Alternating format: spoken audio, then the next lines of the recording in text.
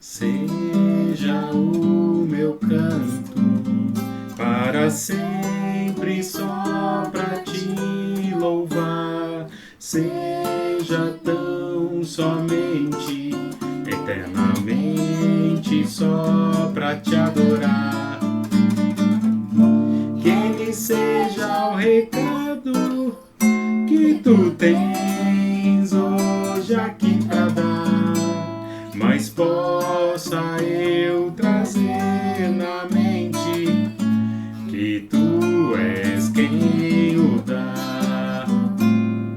Seja minha vida o padrão, aquilo que eu falar no procedimento, um exemplo aos fiéis levar, na pureza grande e também na fé e no amor, mas possa eu lembrar-me sempre que dependo de ti, Senhor. Seja o meu canto para sempre só pra te louvar, seja tão somente, eternamente só pra te adorar. Que ele seja o recado que tu tens hoje aqui pra dar, mas possa eu trazer na mente que tu és quem o dá.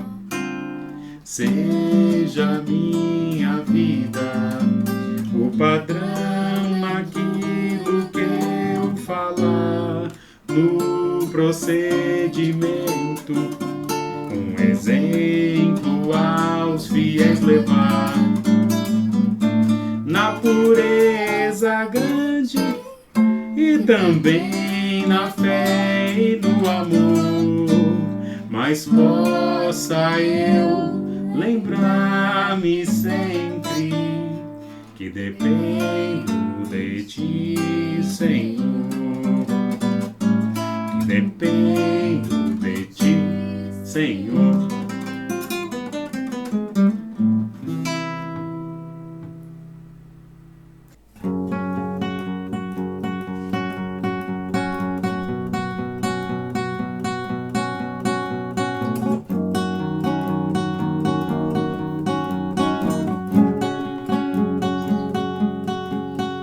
Faz-me ouvir tua voz sobre todas as vozes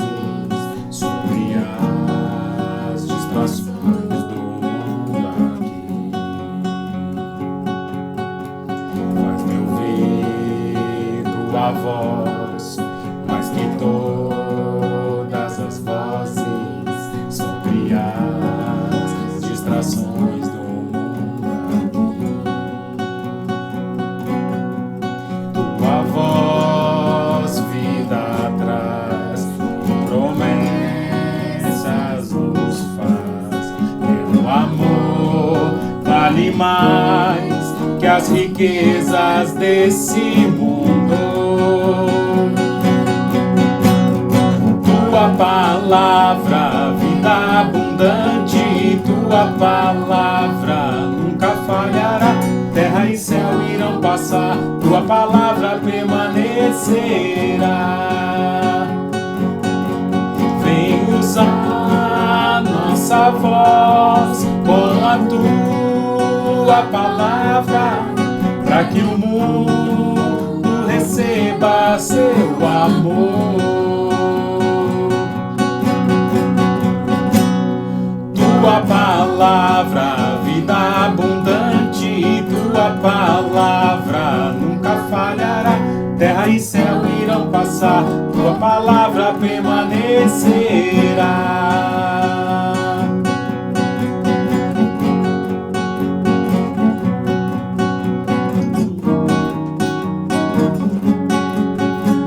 A relva seca e as flores cairão, mas a palavra do Senhor vai durar para sempre. A relva seca e as flores cairão, a palavra do Senhor vai durar para sempre. Tua palavra, vida abundante, tua palavra nunca falhará. Terra e céu irão passar, tua palavra permanecerá.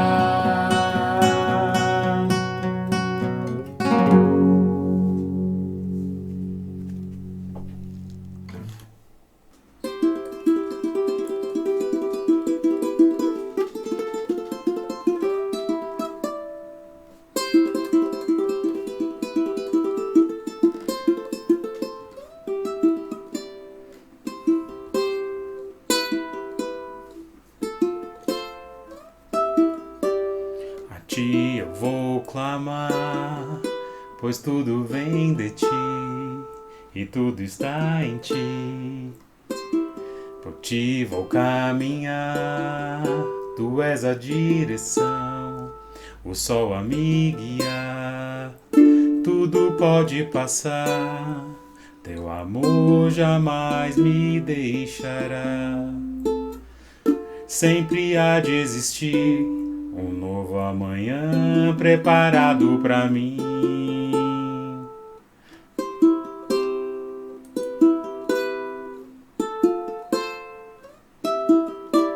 A ti eu vou clamar, pois tudo vem de ti e tudo está em ti. Por ti vou caminhar, tu és a direção, o sol a me guiar.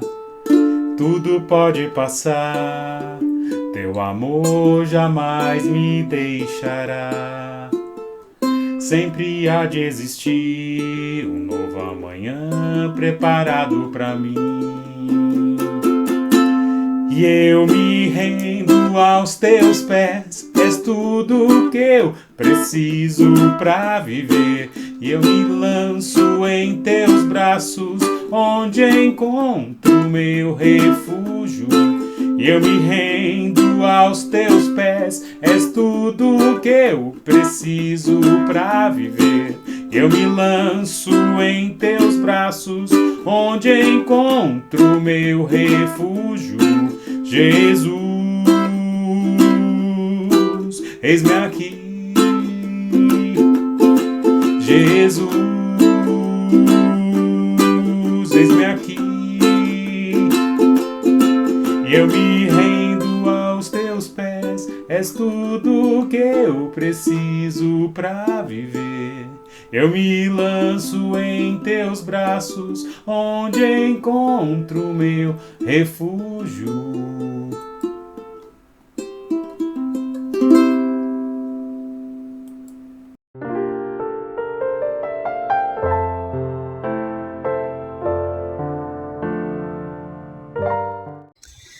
Deus amado, muito obrigado por mais um dia de vida, Pai. Quero colocar a vida dos meus irmãos amados diante do Senhor. Quero colocar o nosso próprio coração, que o Senhor conhece e sonda, diante do Senhor, Pai. Deus, vem transformar a nossa vida, nos incomoda. Deus amado, nós queremos ser usados pelo Senhor como servos fiéis.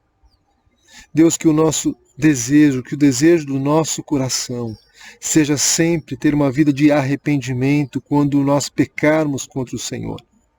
Que o desejo do nosso coração é ter uma vida marcada por obediência constante, por um coração puro e limpo diante do Senhor, Pai. Deus, contamos tão somente com Tua graça para isso, Pai. Mas vem, Senhor, trabalhe em nós e que haja da nossa parte um coração ensinável e disposto para viver uma vida de dependência total do Senhor, Pai. Oramos assim, clamando, Pai, por Tua intervenção em nossas vidas. Oramos assim em nome de Jesus. Amém.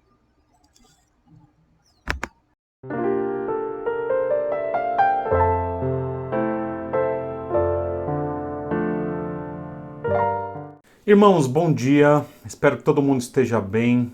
Uma alegria estar aqui com vocês hoje. Ainda não presencialmente, mas se Deus quiser, em breve estaremos juntos para o aniversário da igreja. Estaremos celebrando 15 anos semana que vem e há de ser um momento muito especial. Turma, antes da gente entrar no texto de hoje, quero conversar um pouquinho com vocês. Os irmãos sabem que eu tenho pedido oração nas últimas semanas. E sempre tenho tido essa perspectiva, irmãos, de não esconder algumas das lutas e crises pessoais, pastorais, ministeriais. E, aliás, eu acho que é importante sempre os irmãos perceberem que quando um líder tem as suas dificuldades, é legal ele poder expressar para a igreja orar e tudo mais. Mas mais do que isso, irmãos, a vida cristã, ela exige que a gente passe por algumas crises e eventualmente a gente conversa com irmãos aqui e ali e estão passando por seus problemas, seus pecados, suas crises, suas lutas. E eu quero dizer para você que crise normalmente pode se tornar uma marca de crescimento. Sabe quando a criança tem aquela dor de crescimento e ela vai dormir e fala, ai, tá doendo? Mas isso é necessário para que o corpo produza, né, uma nova perspectiva, a criança cresça de fato. E eu acho que muito do que a gente passa na vida cristã tem que ver com essa perspectiva de que são essas crises eventuais, que precisa dar uma paradinha, precisa repensar uma série de coisas que são essas crises que nos fazem crescer. E eu vou trazer para vocês, tanto hoje quanto na semana que vem, no aniversário da igreja, 2 textos que têm estado de forma muito profunda no meu coração e que têm me ajudado a crescer nessas questões pessoais aí de crise, especialmente vendo a situação que a gente passou esse ano, muitas lutas, muitas dificuldades no Brasil, na igreja, em outros lugares. Então, são esses 2 textos que têm me ajudado a experimentar algum tipo de crescimento ou renovação espiritual em tudo isso que está acontecendo. Então, quero que você abra comigo, então, esse primeiro texto que está na a primeira carta de Pedro, ainda no capítulo 1. Então, abra comigo 1 Pedro, capítulo 1, nós vamos ler do versículos 22 a 25. Esse é o primeiro texto de crise que eu vou trazer para vocês. Mas aí semana que vem, no aniversário da igreja, eu vou trazer o texto principal que está comigo nessas últimas semanas e tem sido também um texto muito revelador de quem Deus é e como Ele está conosco e quem nós somos e tudo mais. Mas esse é um dos textos, desculpe, esse é um dos textos que tem ficado comigo já há algumas semanas. E esse texto diz assim, então 1 Pedro capítulo 1, versículos 22 a 25, diz assim o texto: Tendo purificado a vossa alma pela vossa obediência à verdade, tendo em vista o amor fraternal não fingido, amai-vos de coração uns aos outros ardentemente. Pois fostes regenerados, não de semente corruptível, mas de incorruptível, mediante a palavra de Deus, a qual vive e é permanente. Pois toda a carne é como erva, e toda a sua glória como flor de erva. Seca-se a erva e cai a sua flor, a palavra do Senhor, porém, permanece eternamente. Ora, esta é a palavra que vos foi evangelizada. Queridos, esse primeiro capítulo de Pedro, ali para os crentes que precisam ouvir uma palavra de conforto e ânimo, Pedro gasta grande parte desse primeiro capítulo com uma ideia: sejam santos. É esse o grande motivo de Pedro escrever metade do capítulo 1 que ele escreve. Mas nesse ponto específico que eu estou trazendo para vocês aqui, dos versículos 22 a 25, Pedro faz uma relação entre a santidade e o amor. E o ponto de Pedro aqui ele quer incentivar que a igreja, que as pessoas, que os crentes sejam santos para que possam amar. Então, a mensagem central do que nós vimos aqui, o que Pedro quer no fim das contas aqui sejam santos para amar.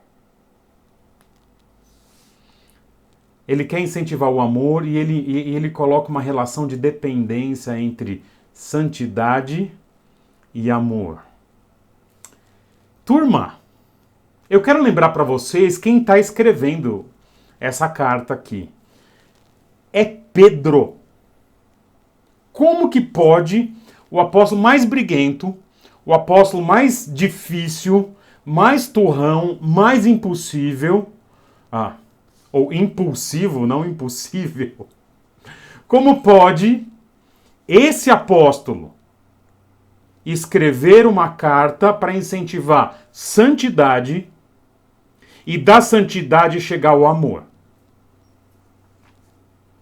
E sabe o que é bonito aqui, turma? Pedro está demonstrando, depois de 30 anos de vida com Cristo, que o Evangelho é um poder transformador. O Evangelho pega o pior dos apóstolos. Paulo achava que era ele, alguns vão dizer que era Pedro. O Evangelho pega o pior dos apóstolos e transforma esse Pedro, a gente vai ver na carta dele, num dos melhores pastores que já existiu na história. Um homem amoroso, um homem profundamente preocupado com a vida de santidade, com a vida espiritual dos irmãos e da igreja. E, irmãos, a vida é assim muitas vezes.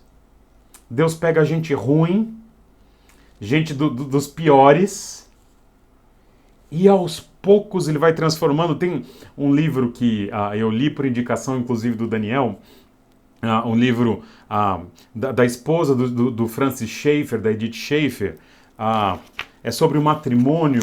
Agora me fugiu o nome do livro, A Celebração do Matrimônio, veio aqui.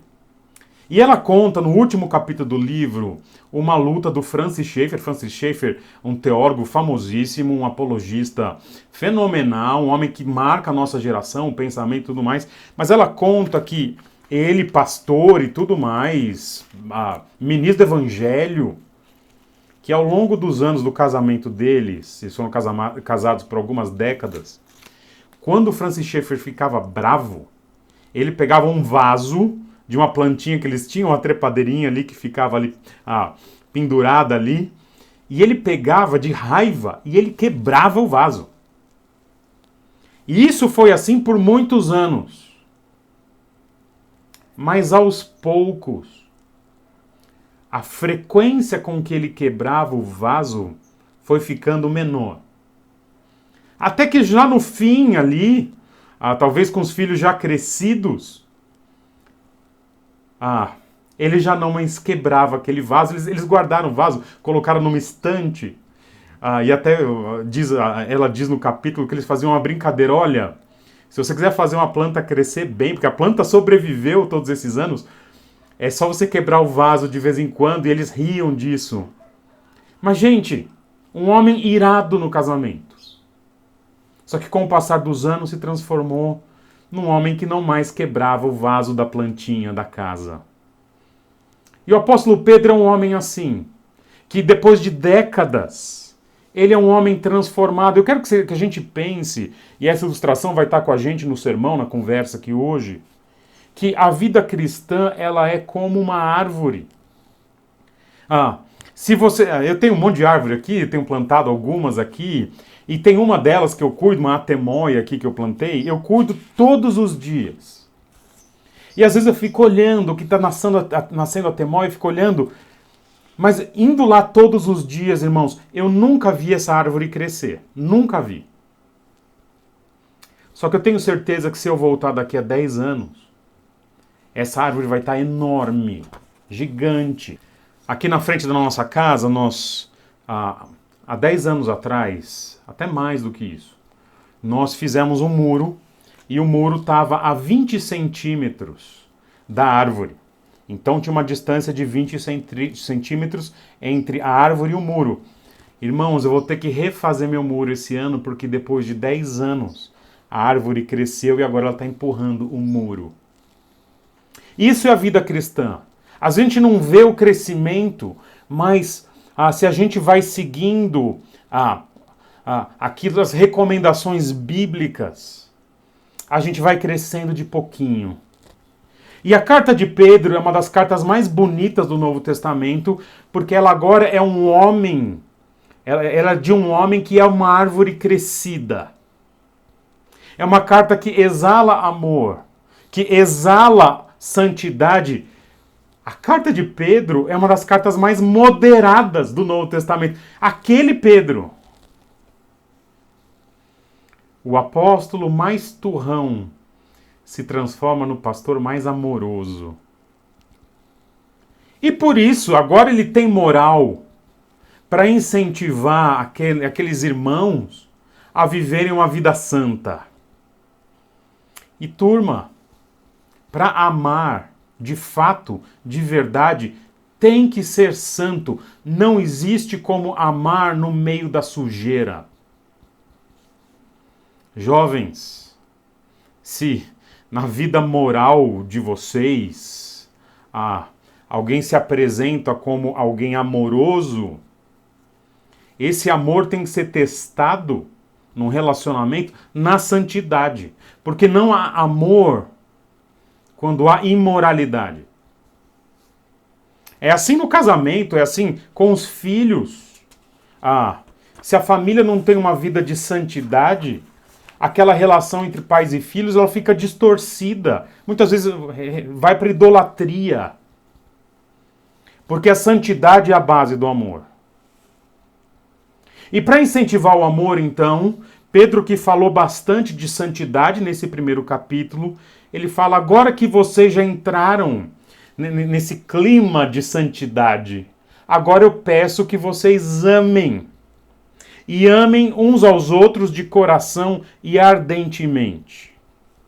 Sejam santos, e ao serem santos, agora vocês podem amar. E Pedro, então, ele fornece para a gente dois grandes argumentos em favor dessa vida de santidade e de amor. Por que a gente consegue agora ter uma vida de amor e de santidade? Por que agora a gente consegue amar as pessoas, e ele fala de coração, ardentemente? Por que isso se torna uma possibilidade para o cristão? E o primeiro argumento está no comecinho do versículo 23, mas eu quero ler para vocês o 22 e o 23 para dar o contexto. Olha lá o que diz então, por que a gente deve amar, por que a gente pode amar em santidade agora. Diz assim o texto. Tendo purificado a vossa alma pela obediência à verdade, já que vocês estão nesse processo de conversão, de santidade, tendo em vista o amor fraternal não fingido, tendo o amor como objetivo. Olha o que ele diz: amai-vos de coração uns aos outros ardentemente. Agora que vocês já ingressaram nessa vida de santidade, agora vocês podem amar. E ele vai dar então o primeiro motivo pelo qual a gente tem agora essa capacidade, o primeiro argumento em favor de que a gente pode amar profundamente. E ele diz agora no versículo 23, pois fostes regenerados. Pois fostes regenerados. Gente, sejam santos para amar, que é o que Pedro quer. Por que que ele quer isso? E o primeiro argumento é: vocês nasceram de novo.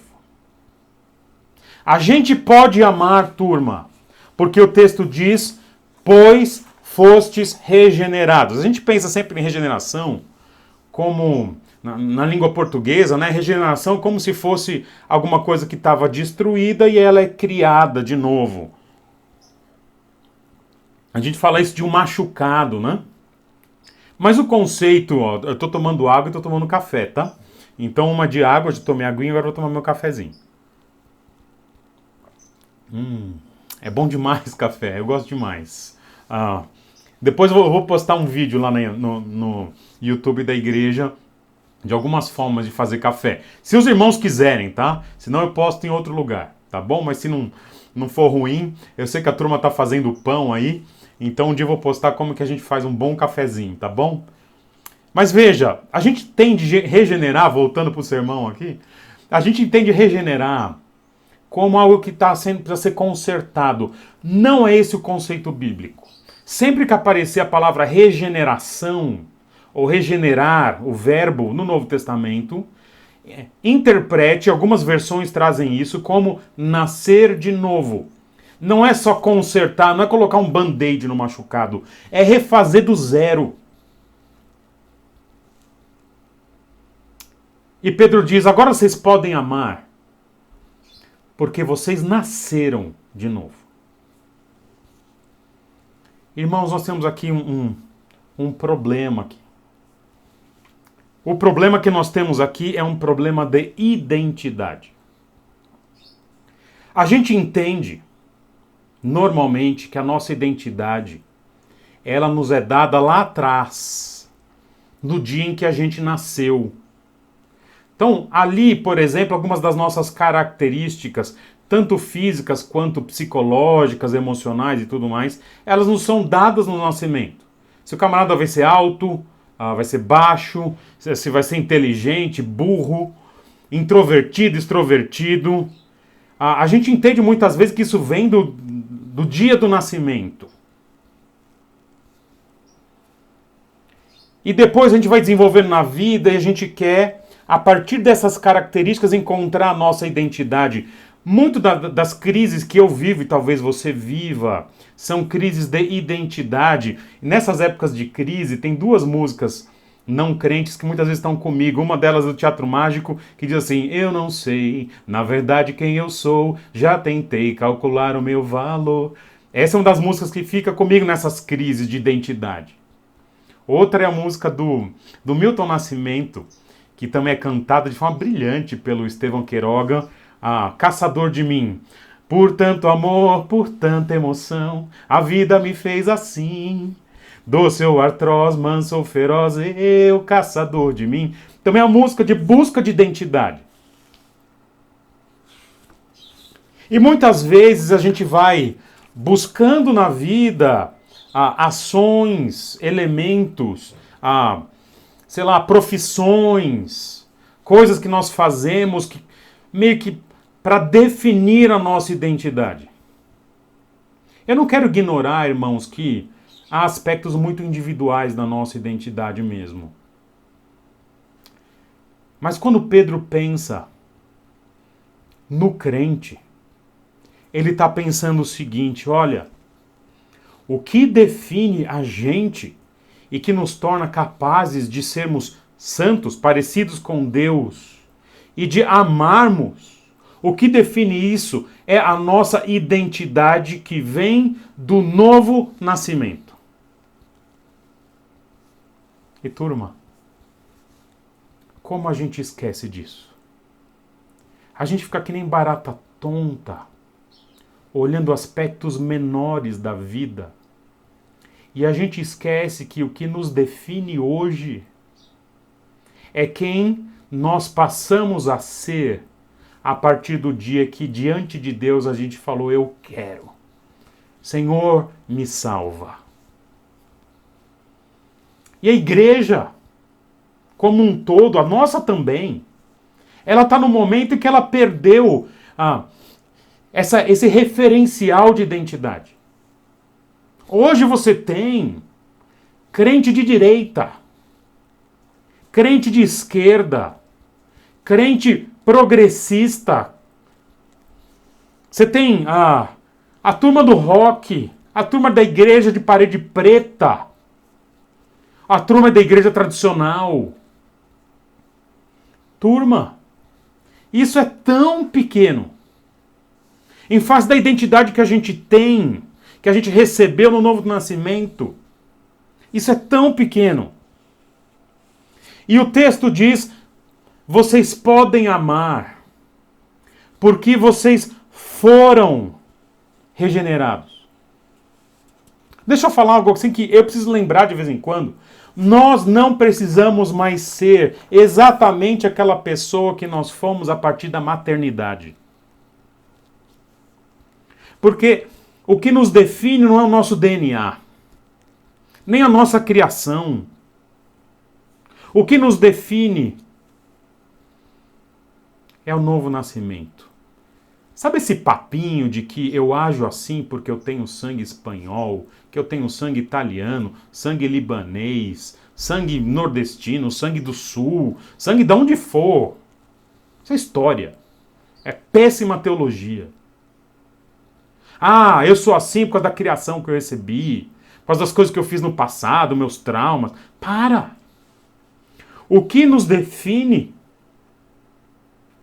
é aquele dia em que, no meu caso, eu estava num banco de igreja e Deus me chamou e eu escutei.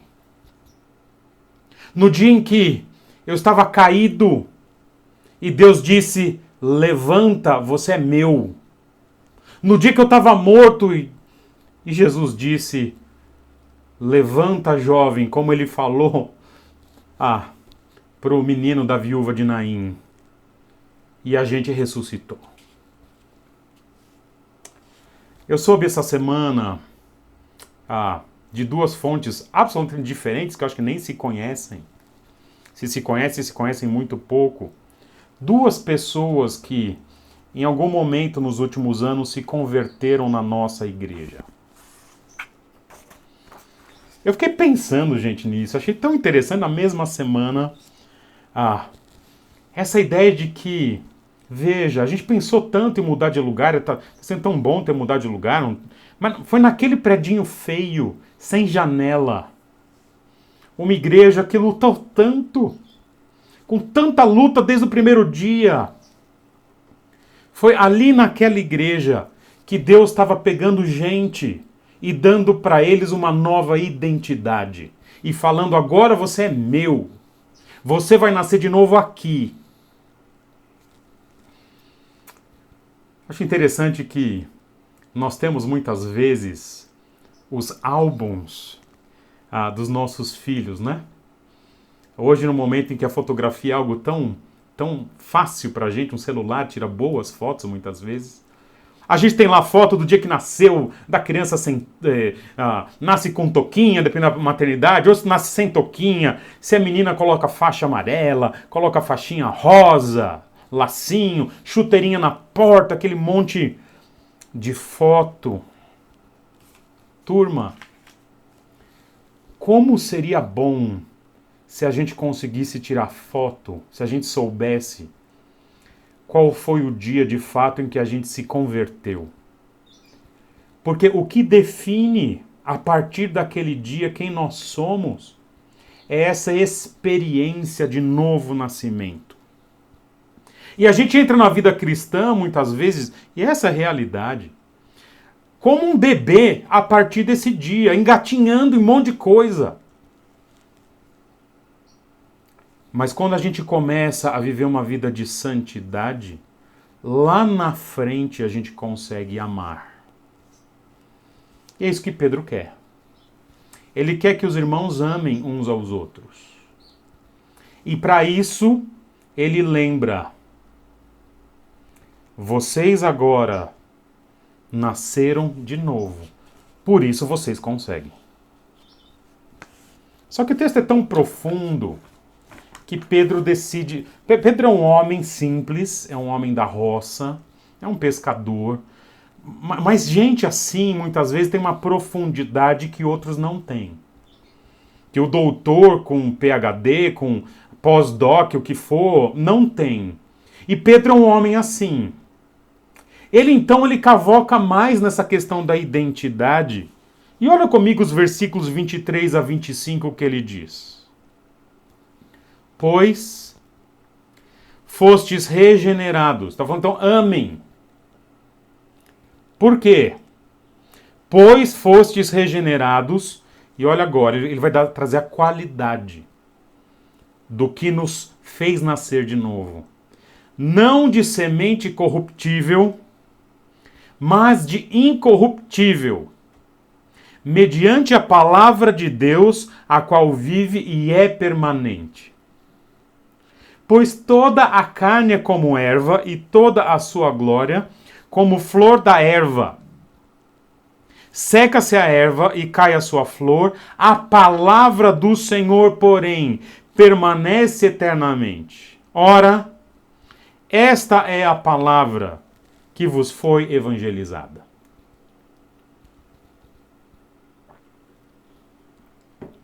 Sejam santos para amar. E dois argumentos em favor, então, dessa capacidade de amar. O primeiro é: vocês nasceram de novo, agora vocês podem. Vocês foram regenerados. E ele complementa com um segundo argumento a partir desse primeiro. Vocês foram regenerados, e ele vai dizer que este novo homem agora tem um DNA de eternidade, um DNA sobrenatural, um DNA que vem da palavra de Deus. Pedro então aproveita essa ideia de novo nascimento e ele usa um pouquinho da perspectiva da época de como as pessoas nasciam, como as pessoas eram geradas. Na cabeça deles ali havia a ideia de que era como se fosse colocada na mulher uma semente. E ali ela brotaria como uma semente que é colocada na terra. E Pedro, então, ele usa essa perspectiva contemporânea dele, dizendo que esse novo indivíduo que nasce, que somos nós, os crentes, eles nascem de uma semente. Mas a semente que vai ser colocada na terra é uma semente não que perece, não corruptível. E ele usa mediante a palavra de Deus. E a palavra que ele usa aqui, no versículo 23, fostes regenerados não de semente corruptível, mas de incorruptível, mediante a palavra de Deus. Alguns autores vão dizer que a palavra que ele usa, a palavra logos, né, se refere talvez a Jesus. Não é muito provável que seja, mas há um pouco a ideia aqui de um DNA. Sabe essa perspectiva de Romanos 8 que fala que Jesus ele é o primogênito entre muitos irmãos? Irmãos, é como se a gente, como igreja, compartilhássemos de um DNA sobrenatural que atua na plenitude em Jesus e em que em nós pode ser desenvolvido o DNA sobrenatural dessa nova criação de Deus mediante a palavra dele. E a palavra dele aqui é tratada, claro, como palavra de Deus, até escritura por vários autores. Alguns autores vão falar que é o evangelho, que está contido na Escritura, mas é Deus determinando para um novo crente, ele dizendo o seguinte: você nasce agora. E o indivíduo nasce espiritualmente. E esse determinar de Deus, essa palavra soberana, é uma semente que ela é diferente da semente da qual nós fomos gerados humanamente. Uma semente que dura 80, 100 anos, que acaba, né? Gerações acabam. Mas essa semente que gera o novo crente, o nascido de novo, ela tem uma origem espiritual, divina, sobrenatural. Olha os adjetivos que Pedro usa aqui. Não de semente corruptível, mas de incorruptível. Está dizendo que é uma semente que não pode ser apodrecida. Ela não se perde, ela não se corrompe. Ele diz, a qual vive e é permanente. É uma semente que é viva, que não produz morte. E quando diz que é permanente, ele diz que vive eternamente. E eu quero gastar um pouquinho de tempo falando dessa ilustração do apóstolo Pedro no que diz respeito a uma semente. Ele talvez, falando de semente, ele se lembra das coisas do campo. E ele faz uma citação de Isaías capítulo 40, né? Você vê que Pedro é um homem da roça, mas o camarada vai escrever uma carta, tipo, ele cita de cabeça Isaías 40. Olha, eu estou no ministério há vários anos, não lembrava desse texto aqui. E olha o que ele diz aqui nos versículos 24 e 25, olha lá. Pois toda a carne é como a erva, é como o mato, é como a grama, é como a relva. E toda a sua glória, glória humana, como a flor da grama, como a flor da relva, como a flor do capim, como a flor do mato. Seca-se a grama e cai a sua flor. A palavra do Senhor, essa que produziu o crente, porém permanece eternamente. Ora, esta é a palavra que vos foi evangelizada. Pedro está citando então duas realidades, turma, aqui. Uma realidade humana, a vida humana, a glória humana, e a realidade do novo nascimento a partir de uma palavra eterna e gloriosa. A vida humana, nessa ilustração de Pedro, é como grama. Essa palavrinha relva sabe, as pradarias, né? Aquele tipo de forragem verde que a gente tem em todo lugar. Capim, a grama, mato, relva, essa forragenzinha mais rasteira. Interessante que quando você caminha num lugar, eu caminho bastante no lago aqui, a gente olha, eu caminho muito olhando as árvores. E quando a gente tem reunião de presbitério caminhando, o Daniel sabe disso, eu gosto muito de aprender com ele, que ele conhece um monte de árvore aqui. Ele fala, olha, um flamboyant, eu nem sabia que flamboyant era nome de árvore, para mim era nome de condomínio, né? Então ele vai falando, olha uma paineira, olha não sei o que, e eu vou aprendendo. A gente olha o lago, às vezes, nossa, que luz bonita, mas eu nunca vi ninguém caminhar e falar assim, olha, que mato lindo! Nossa, e essa grama? Quer dizer, nunca vi ninguém... Deixa eu contar uma história, só um parênteses aqui para vocês. Uma vez um amigo egípcio veio visitar a gente, veio comigo aqui, e ele chegou aqui no condomínio e parou assim, olhou, falou, uau, eu quero tirar uma foto. E eu olhando, falou, olha esse muro. Turma, sabe o que tinha no muro? Unha de gato. Meu Deus, ele tirou uma foto da unha de gato. Mas isso é um caso à parte, ninguém aqui é egípcio, ninguém vai chegar e falar, nossa, essa unha de gato é fenomenal, olha essa relva, que grama, hein? Gente, grama é algo, mato, é algo tão sem valor pra gente. Aliás, se a grama queima, você vai comprar outra. R$3 o metro. Claro que tem grama que deixa bonitinho o jardim, né? A gente, em lugares em que há um barranco, a gente coloca aquela grama amendoim. Ela tem uma florzinha amarelinha, bonitinha. Mas, turma, que Pedro está dizendo, citando Isaías, é o seguinte: o melhor que existe nessa vida, para quem não é crente, é como um pedaço de grama.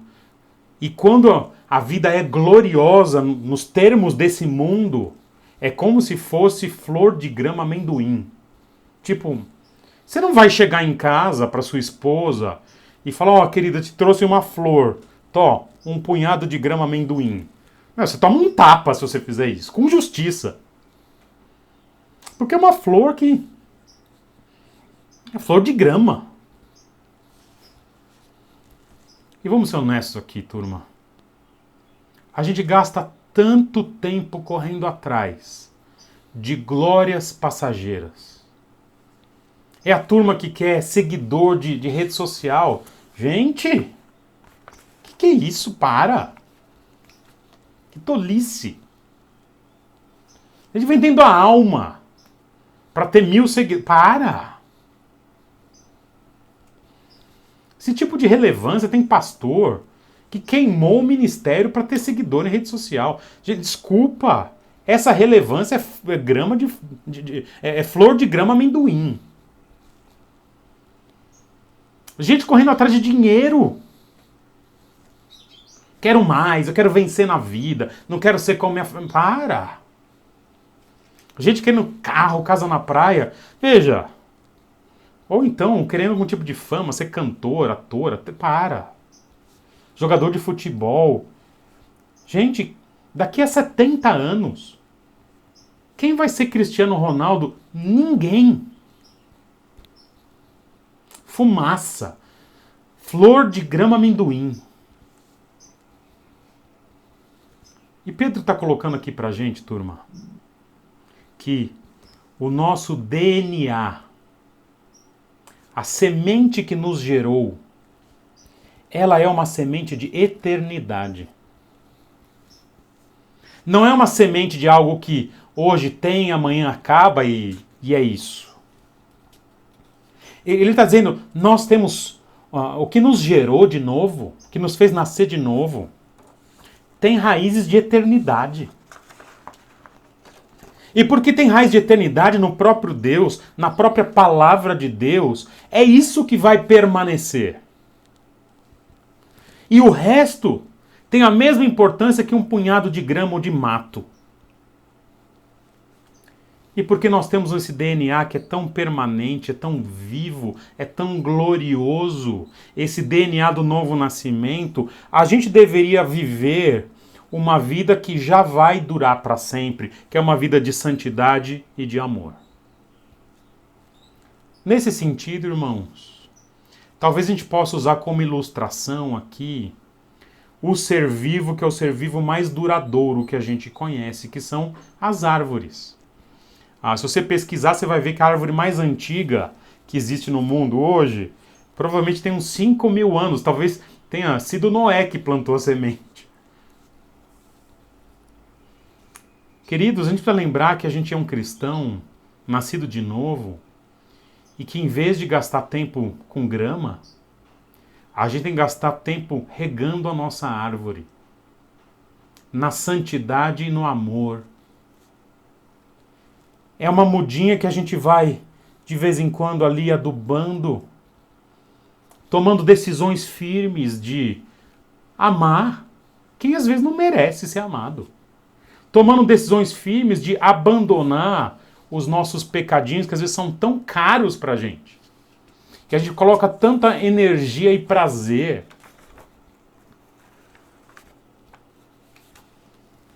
E é assim que Pedro quer incentivar aqueles irmãos a viverem de forma santa e a amarem. Vocês nasceram de novo. E esse novo homem tem no DNA algo que é eterno, glorioso, e mais do que isso, esse DNA vem da palavra de Deus. Eu quero encerrar, irmãos, propondo uma pequena aplicação desse texto para a minha vida, para a sua. O que antigamente na nossa igreja a gente falava, tá, legal, Pedro fala isso, mas e daí? Como que eu aplico esse negócio aqui na minha vida? Queridos, uma mudança de rumo na nossa vida, que somos crentes, ela já é possível, mas ela sempre parte de uma decisão. De uma consciência de que não é possível a gente viver do jeito que a gente vive hoje. Que viver do jeito que você vive hoje, que eu vivo hoje eventualmente, não é o que Deus tem, é viver uma vida de grama, de mato. E nós vamos tomar uma decisão, às vezes.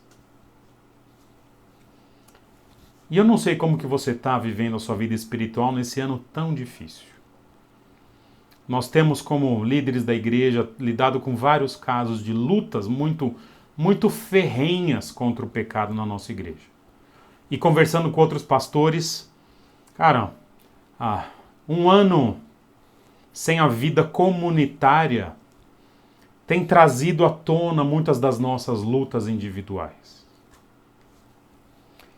E o texto de hoje, que está te lembrando daquele dia, eu quero que você lembre agora do dia em que Jesus te chamou. Aquele dia em que você foi gerado espiritualmente. Esse texto nos faz lembrar que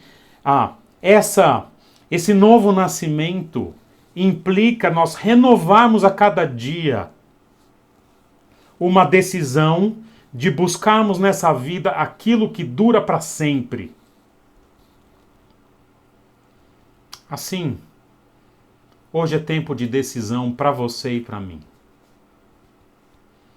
E a decisão agora é quem você quer ser. Alguém que vive em santidade e amor, plantando uma árvore para a eternidade. Ou alguém que corre atrás de qualquer outra coisa, que é como uma grama que daqui a pouquinho seca e murcha. Onde você quer colocar a sua energia? Naquilo que é eterno ou naquilo que é passageiro? Hoje é dia, irmãos, de remodelar ou redirecionar os nossos olhos para aquilo que é do alto. E se você tem algo na sua vida que você precisa abandonar, hoje é o dia de abandonar e falar: Senhor, eu não quero mais isso na minha vida. Chega! Aconteça o que acontecer, eu abandono isso, porque isso não é eterno. E a minha oração é que a gente converse, me procure para conversar. Sentamos nós 3, ou se for mais gente, nós 4, nós 5, eu, Daniel e você, para a gente agora ensinar você ao ter decidido isso, ao plantar essa semente de eternidade hoje, ensinar você a adubar em santidade e em amor essa muda todos os dias da sua vida até o último dia da sua existência nesse mundo, sabendo que essa muda vai durar para sempre. Hoje é o dia, então, de plantar uma árvore de eternidade. Irmãos, é isso que eu tinha para você. É isso que Deus tem colocado no meu coração nessa última semana, nesse texto. Vivamos em santidade e em amor, porque nós nascemos de novo e esse novo homem tem um DNA eterno. Vamos orar então. Senhor, o Senhor tem usado a sua palavra sendo pregada na tua igreja muitas e muitas vezes para trazer pessoas que estavam mortos a uma nova vida, a um novo nascimento. Obrigado por isso. Isso é a prova que a sua palavra ela é viva e ela é eficaz. Mas prova também que a sua palavra é eterna. Ela entra em nossa vida e ela muda a nossa identidade. E ela nos dá uma perspectiva de eternidade e um novo DNA, um DNA mais parecido com Cristo. E o que eu te peço é que hoje, nessa nossa conversa, o Senhor me transforme os meus irmãos aqui que estão ouvindo. E que haja uma nova perspectiva de vida, um novo rumo, uma nova decisão. Uma vida que é gerada em Cristo para a eternidade. Senhor, faz irmãos abandonarem os seus pecados. me faz abandonar os meus pecados, para que a gente viva uma vida desde já com o sabor da eternidade. É isso que eu te peço, Senhor, e já te agradeço em teu nome. Amém. Irmãos, 5h30 hoje nós temos reunião, tá bom? Vamos conversar como igreja. Se você tem sido abençoado também nesses nossos cultos, compartilhe o sermão, o culto, algum vídeo com seus amigos. É uma forma da gente levar a palavra dele nesse momento que a gente está usando a internet como ferramenta, tá bom? Mas 5h30 vai ser uma alegria estar com os irmãos. Nós vamos bater um papinho junto sobre o retorno da igreja semana que vem. Vamos conversar sobre nossos dilemas e dificuldades e vamos orar juntos também. Que Deus abençoe vocês. Uma alegria ter estado com vocês aqui. Valeu!